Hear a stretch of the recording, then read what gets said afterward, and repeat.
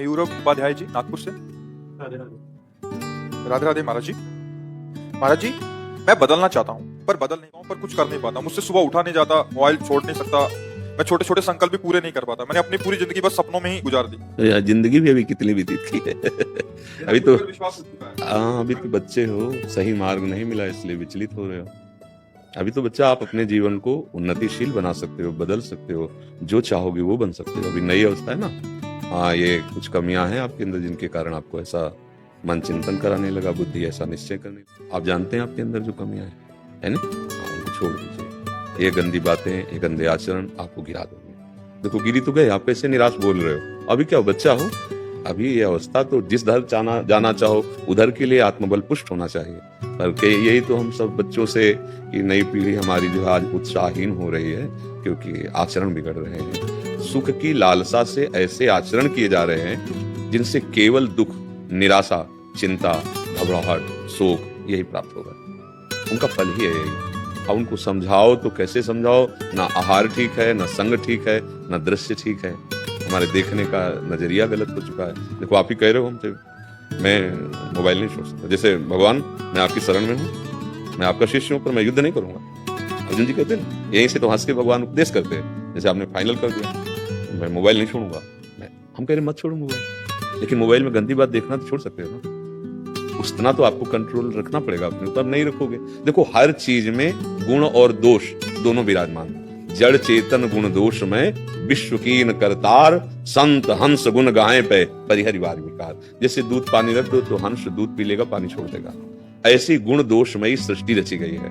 हमें गुण स्वीकार, मोबाइल में गुण है। आप एक दूर देश में बैठे एकांतिक महात्मा के वचन सुन सकते हो, किसी भी महात्मा के वचन सुन सकते हो, किसी भी शास्त्र का स्वाध्याय कर सकते हो। उसी में आजकल सबने व्यवस्थाएं हो गई। कोई संकट है तो आप किसी को सूचना दे सकते हो, लेकिन उससे गलत जो बातें हैं वो ना देखो, उसका दोष स्वीकार ना करो। अब पास में मोबाइल है, गंदी बातें देखोगे, गंदे आचरण करोगे, तो यही बात। हम मोबाइल छोड़ने की बात नहीं कहते, हम मोबाइल में गंदी बात ना देखने की बात करते हैं। वो तो छोड़ सकते हो ना, छोड़ सकते हो ना, तो देखो छोड़ करके। गंदी बात देखो मत, और जो गंदी बात करते हो करो मत। और राधा राधा राधा राधा, जिससे दवाई खाई जाती है, वैसे हम आपको कह रहे, राधा राधा राधा राधा नाम जप करो, थोड़ा व्यायाम करो, सुबह सुबह 1-2 किलोमीटर दौड़ो। शरीर से जितनी मेहनत करोगे उतने ही तुम महान बनोगे। ये जो शरीर को प्रमाद और आलस्य में डालते हैं, वो किसी काम के नहीं। थोड़ी है कि इसको इतना दुलार करे, उचित दुलार करे, हार दे दे, वस्त्र दे दे, और खूब इसको सत्कार्यों में लगावे। अभी आपकी बुद्धि हो जाएंगे। थोड़ा सा भी परहित का कार्य तुम्हारे जीवन को बदल सकता है। थोड़ा सा परहित कार्य, अभी तो परहित जाना ही नहीं, अभी तो केवल इंद्रियों के विलास को सुख माना और उसी में लग पड़े।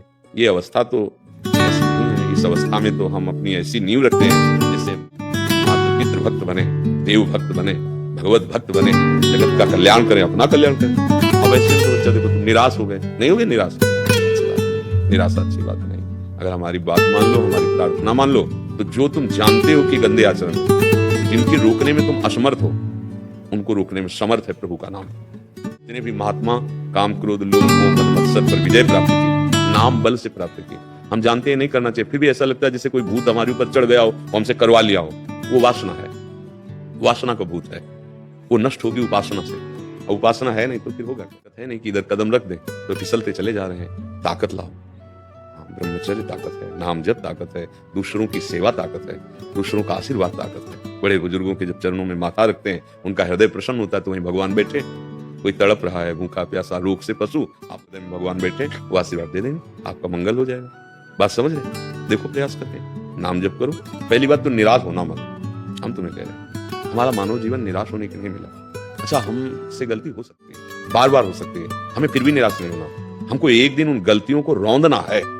पक्की बात समझो। अगर तुम ऐसा भाव नहीं रखोगे तो फिर जैसे अभी बोले ना, ये आपको गिरा देगा, मतलब आपको इतना निराश कर देगा कि आप कुछ और सोचने लगेंगे। इसलिए ऐसा, अभी तुम महान बन सकते हो। देखो, कई कई वर्ष गंदे आचरणों में रहे, जैसे वैश्यागामी चिंतामणि जी के पास बिल्व मंगल जी है, कोई भगवान अब मुझे स्वीकार करे। हमने जिसके लिए सब कुछ न्यौछावर कर दिया, उसने तो धक्का मार के बाहर निकाल दिया। चिंतामणि जी उनको धक्का मार के बाहर निकाल। अब वो एक मार्ग मिला तो तभी हम कहते हैं विपत्ति, अपमान, तिरस्कार, ये ऐसा अमृत है जहां से भगवान की तरफ यात्रा प्रारंभ होती है। नहीं, विषयी जीव कभी भगवान की तरफ नहीं चलना चाहता। जैसे नाली का कीड़ा नाली में ही आनंद लेना चाहता है, ऐसे विषयी जीव गंदे विषयों में ही आनंद खोज करता है।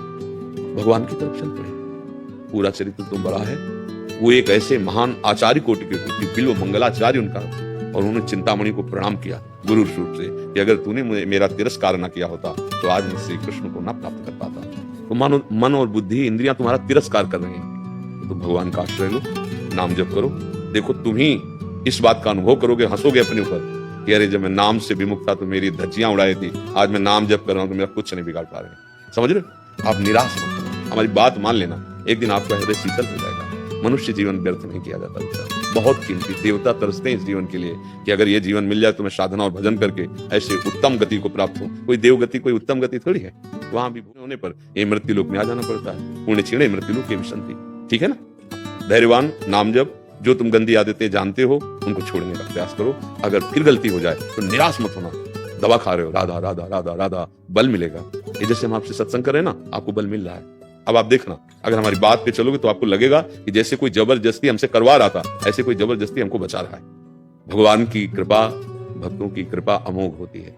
महत् संगस्तु दुर्लभो दुर्गमो, अगर स्वीकार कर ले तो अमोघ।